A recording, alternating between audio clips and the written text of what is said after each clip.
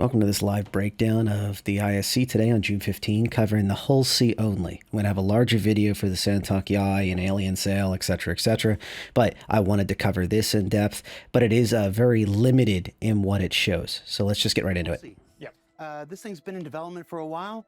What's been going on, man? Well, how long have you got? Try to keep it under 2 minutes. Okay.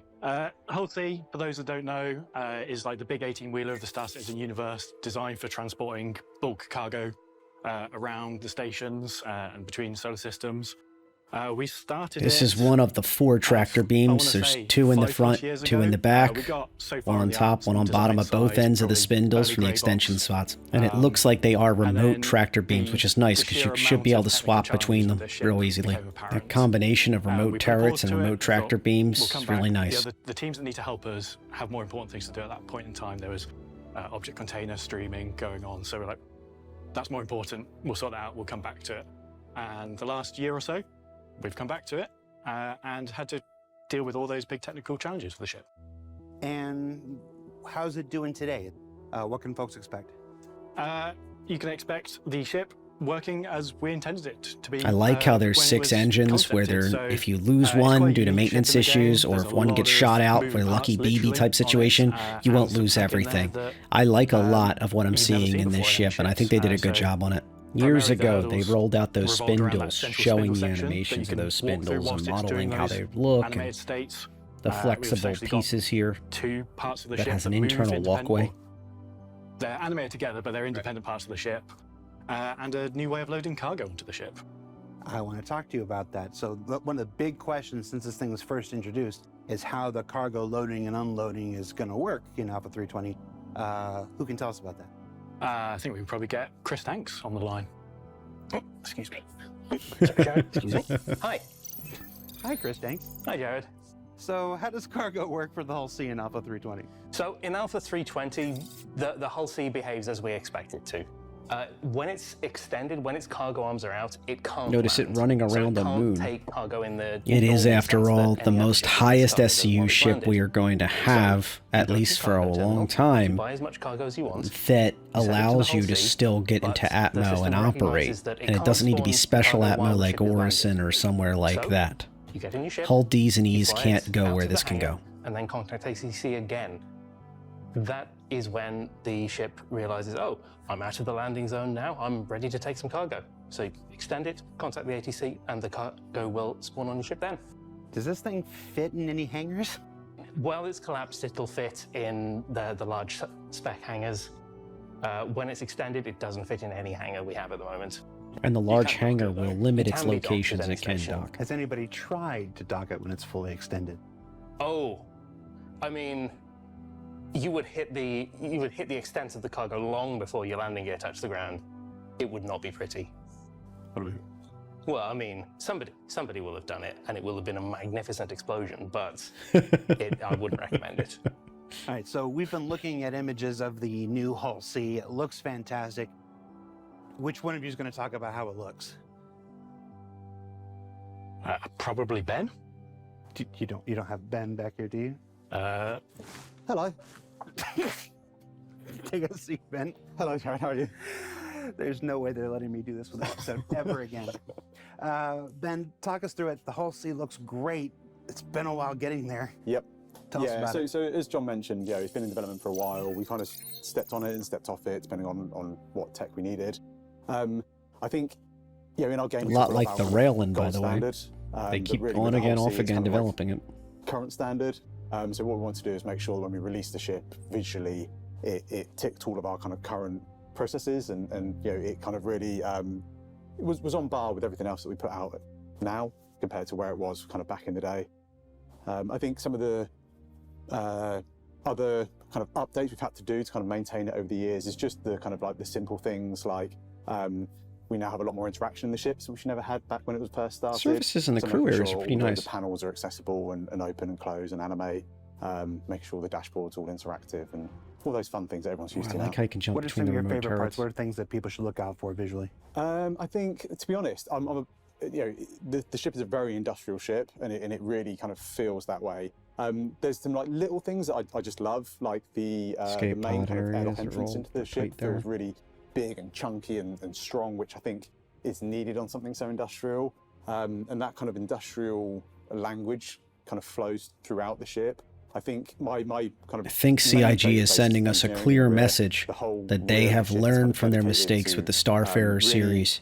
And you're probably looking at a lot of hints at the future Starfarer Golden Pass for the Starfarer and the Starfarer Gemini when you see this ship.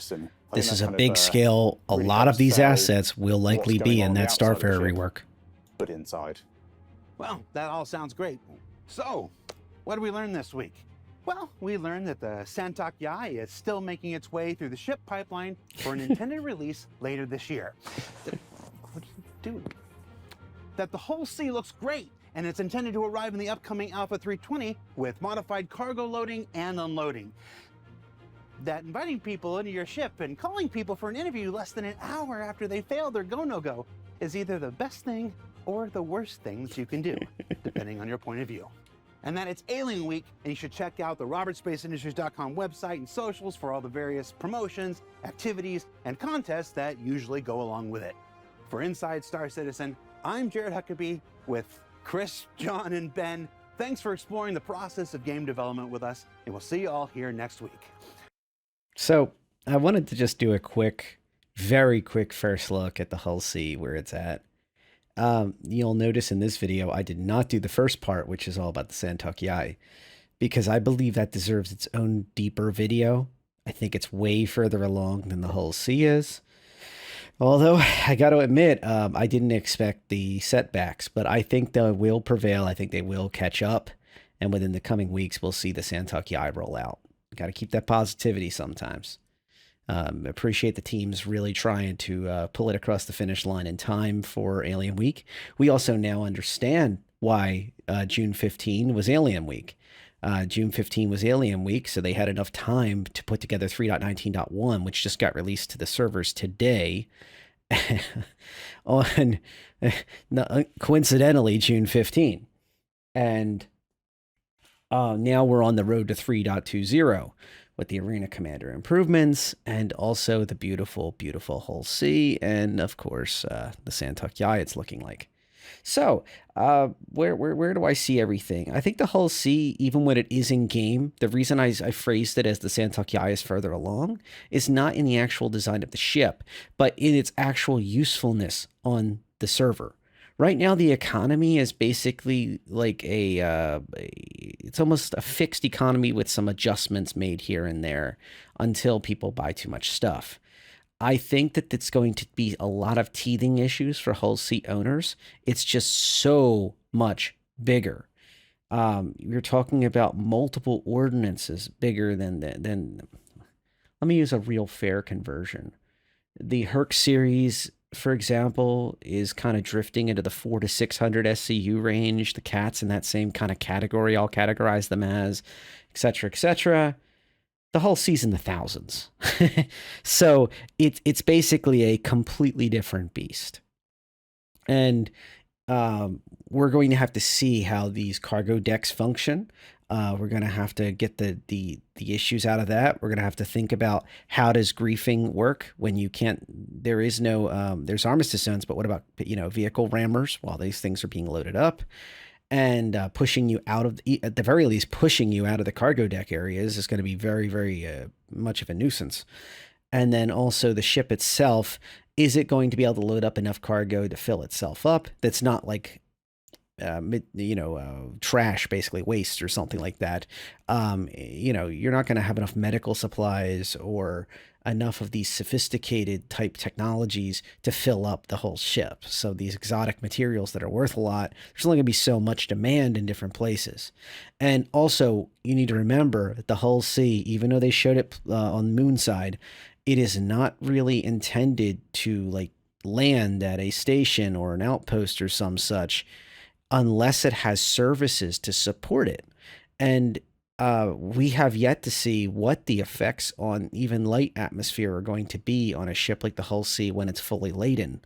It is not exactly the most graceful ship.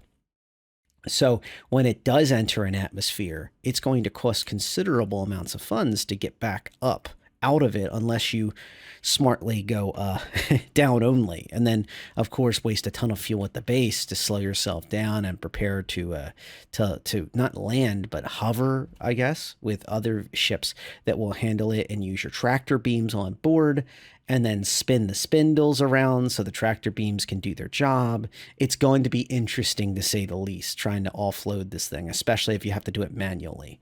This is all going to be a massive, massive, massive learning curve for the community and for the envisioning designers of this ship, and trying to find some happy in between for all of us. And that's why I feel that the Hull C, even if it's brought in and it's looking very good for 3.20, I think that this Inside StarCitizen Hull C preview really dived into the wrong part. I would have liked to see a little bit more assurances that there will be gameplay for this ship, aside from just the cargo deck, and the process of how to sell and where you can sell. They're reinforcing the economy to be much larger amounts, those type of things. Will TDCs play a factor? Will you be able to track those locations from your mobiGlas in the future and be able to start planning your course? Because moving this thing around is going to take a while, and it's going to be a risky proposition. You don't want to just be sitting in space trying to figure out, whoa, wow, okay, another Hull C pulled up and took all my, the demand modifier changed, and now I don't have enough space. So that's kind of my initial thoughts. I was just trying to put something basic together. Expect a sale video combined with Santuck Yai coverage very soon. But this is at least something I could put together that I feel is kind of fitting for this very, very, very early look at the Hull C. Thank you for tuning in. Thank you to my long-term subscribers for sticking around, and I really appreciate it. Y'all have a wonderful night.